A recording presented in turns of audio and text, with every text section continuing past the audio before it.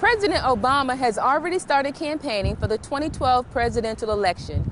Yonah Metzger, Israel's chief Ashkenazi rabbi, has said if President Obama wants to get elected, he should free convicted spy Jonathan Pollard. Is this a threat?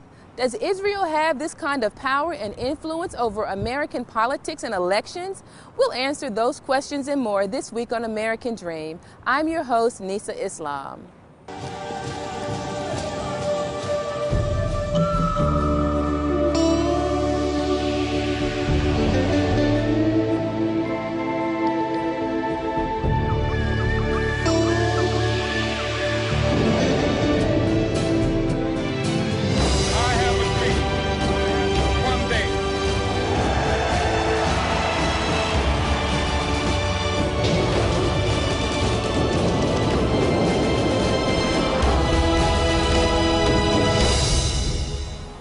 Just who is Jonathan Pollard?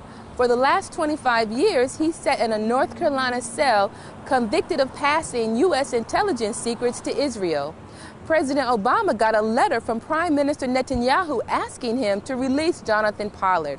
American politicians and others have joined a campaign to free Jonathan Pollard. Here's what people are saying around the country. Right now, we don't need anything to reflect that we're anything but an absolute ally of Israel. This would send the right message to the rest of the world, that America is not pulling back on its friendship and relationship with Israel, but it is accelerating and making sure that we're taking every step possible to solidify those bonds. Jonathan Pollard is a criminal. He committed a very, very serious crime. He was convicted of one count of attempting to commit espionage, for which the longest sentence recorded in the United States until him was 6 years. The simple question is whether or not the punishment fit the crime and whether or not he has an opportunity to petition for his own parole, for his own pardon, for his own commutation of sentence. The U.S. Court of Appeals in Washington said that his lawyers could not even see the file, although they have the highest security clearance granted in the United States. They can't even see the file, so they can't even truly make a petition themselves for commutation of sentence because, frankly, any of Jonathan Pollard's opponents can simply make up a story about what he did. Jonathan Pollard has served 25 years in prison, his life sentence, much longer than anyone else convicted of the same offense. Federal Judge Stephen Williams calls this a gross miscarriage of justice. Many other prominent American citizens familiar with the facts, including Michael McCasey, James Woolsey, Dennis DeConcini, and Lawrence Korb, have called on President Obama to release him. So should you. 25 years is enough. Contact the White House. I asked Rabbi David Saperstein, Director and Counsel of the Religious Action Center for Reform Judaism, just who is Jonathan Pollard?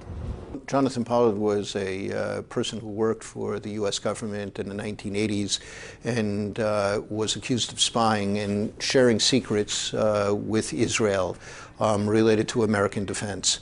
It has become an emotional issue simply because of the widespread impression, not just amongst Jews, but amongst Americans generally, that his sentence was way out of proportion to sentences to others who have spied to friendly countries. And there's been a campaign for clemency over the years. Jonathan Pollard may be known to many, but on the streets of D.C., here's what people said when I asked them, who is Jonathan Pollard? Jonathan who? Jonathan Pollard. I never heard of him. I do not have a clue. Oh, wow. Oh, isn't he the guy from Israel, the guy who's held as a spy for Israel? Is he the WikiLeaks guy? Jonathan Pollard, I have no idea. An Israeli spy. Here are some facts on the Jonathan Pollard case from his official website. Jonathan Pollard was a civilian American Navy intelligence analyst. In the mid-1980s, he discovered that information vital to Israel's security was being deliberately withheld by certain elements within the U.S. national security establishment. When Pollard discovered this suppression of information and asked his superiors about it, he was told, "Mind your business." He did everything he possibly could to stop this covert policy and to have the legal flow of information to Israel restored. When his efforts met no success, he began to give the information to Israel directly. In 1985, his actions were discovered by the U.S. government. Jonathan Pollard was indicted on one count of passing classified information to an ally without intent to harm the United States. He never had a trial. At the request of both the Israeli and U.S. governments, he entered a plea agreement which spared both governments a long, difficult, expensive, and potentially embarrassing trial.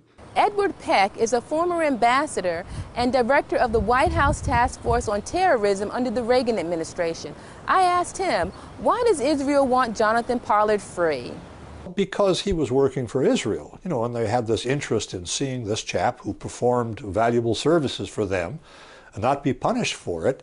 I doubt very sincerely if that rabbi has a firm handle on exactly how American Jews feel about this. I'm not even sure who it is. Is he from one of the Ashkenazi? Okay. Rabbis. But I mean, is he from the Hasidic side? Is he out on the ultra-right? Is he conservative? Because here in America, many Jewish people are questioning the exact nature of the relationship with Israel and some of the things that it appears to cost our country. So the rabbi can certainly say that. I suppose that Mr. Netanyahu will have to ask for his release, which some of his predecessors have done.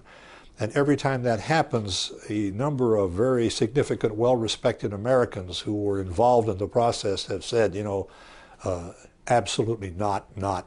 This man was a spy and damaged American national security interests rather severely. I asked Dr. Malik Zulu, an attorney in D.C. and head of the new Black Panther Party, the same question. Why does Israel want Jonathan Pollard free? I'm sure Israel wants him free because he has a whole lot of secrets and understands much more about Israeli relations and foreign policy than they would like the world to know. Rabbi Saperstein answers the question also.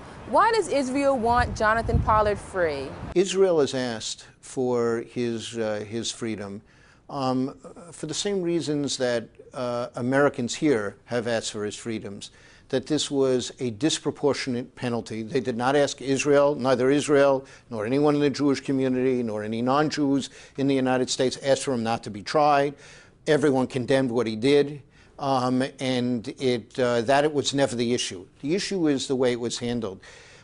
He was promised a plea agreement and a short sentence as a result of that. In return for that, he gave up his right to a further trial. The government then reneged on the sentencing and asked the judge to give a longer sentence for it, and he ended up with a lifetime sentence. People have said, however many years it's been now, some 25 years, that this is long enough, way out of proportion to anyone else. And since Israel was involved in this, it's asked for his release at this time out of compassion and fairness. The issue for those interested in Mr. Pollard's early release is they feel he received an unfair sentence.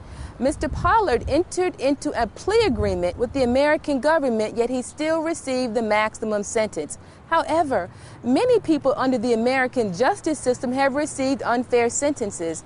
Why should President Obama care about Jonathan Pollard? I don't think the Jonathan Pollard issue is a make or break deal between Obama and his re-election and his relationship with those that say they are Jews or the Israelis.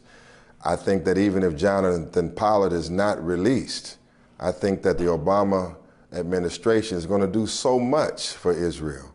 They're going to make so many concessions to Israel that they will continue not to say anything about the human rights abuses, the violations of democracy, as you now see the call for justice railing throughout the Middle East.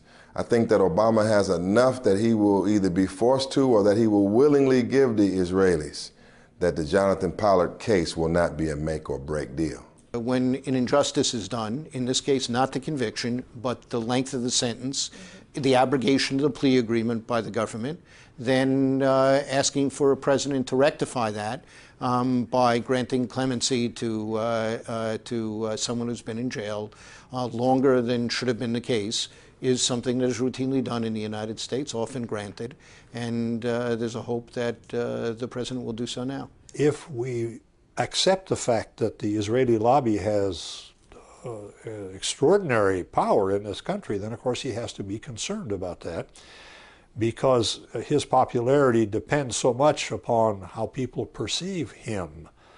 And thus far, he hasn't, as far as I'm aware, alienated the lobby at all. By the way, I mentioned in passing that democracies work on the basis of lobbies. If you and I think that they should, change the trees that they grow out here on K Street, we can talk to the city council about this, and if there's a whole bunch of us that believe that, then they'll change the trees. That's what democracy is for. And lobby is not a dirty word necessarily. You have environmentalist lobbies, but you also have pharmaceutical lobbies and insurance lobbies. And the pro-Israeli lobby has one tremendous advantage, and that is that there's no opposition. They have succeeded, the lobby has succeeded in silencing the opposition for the most part, so no voices are raised in opposition. But when Mr. Pollard's name comes up, that ignites an awful lot of people's concerns, because he was a spy for a country which we consider to be one of our strongest allies. As of 2008, Jewish Americans represent at most 2.2% of the U.S. population, according to the Jewish Virtual Library. After Israel, the U.S. is home to the largest Jewish community in the world, with significant populations in New York City, Miami, and Los Angeles. This community is very politically involved.